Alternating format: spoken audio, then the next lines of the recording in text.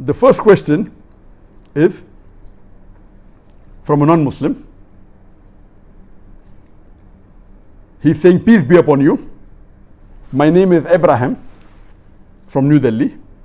The question is, when people revert back to Islam, like Cassius Clay, Sonny Bill Williams, and Mike Tyson,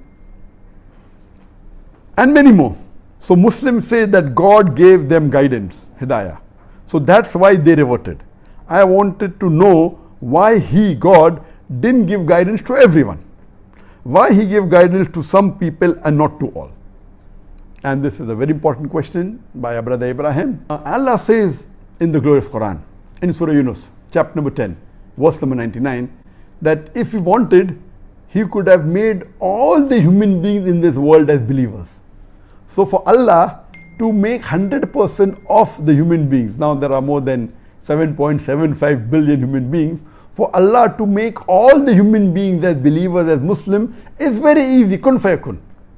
But the question is that we human beings are one of the best creations of Allah subhanahu wa ta'ala. And Allah says in the Quran in Surah Mulk, chapter number 67, verse number 2, الَّذِي خَلَقَ الْمَوْتَ وَالْحَيَاةَ. It is He who has created death and life to test which of you is good indeed.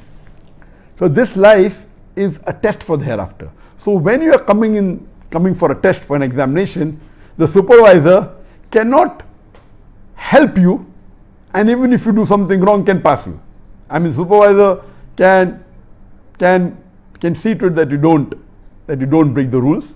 The teacher can give you grace marks, but cannot pass you if you have failed and did not write anything or broke all the rules. So in the same fashion, regarding a question, if Allah wanted, He could have made all the human beings a Muslim, but then what is the difference? All the other creations of Allah subhanahu wa ta'ala, except the jinn and the human beings, they obey Him. So what difference is in this creation of human being? Regarding why does He select few people? There are some criteria for Allah to select who He guides.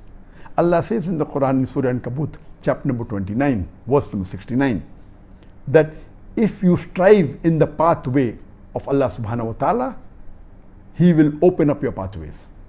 That means anyone, whether Muslim or non-Muslim, if he strives, if he struggles in the path of Almighty God, Allah subhanahu wa ta'ala, He will open up the pathways. All these people, whether it be Cassius Clay, whether it be Mike Tyson, whether it be Cat Stevens, if you read the history, when they were non-Muslim, they strived. If you hear the story, the background of Cat Stevens, who was a pop singer, now he's called Jesus of Islam.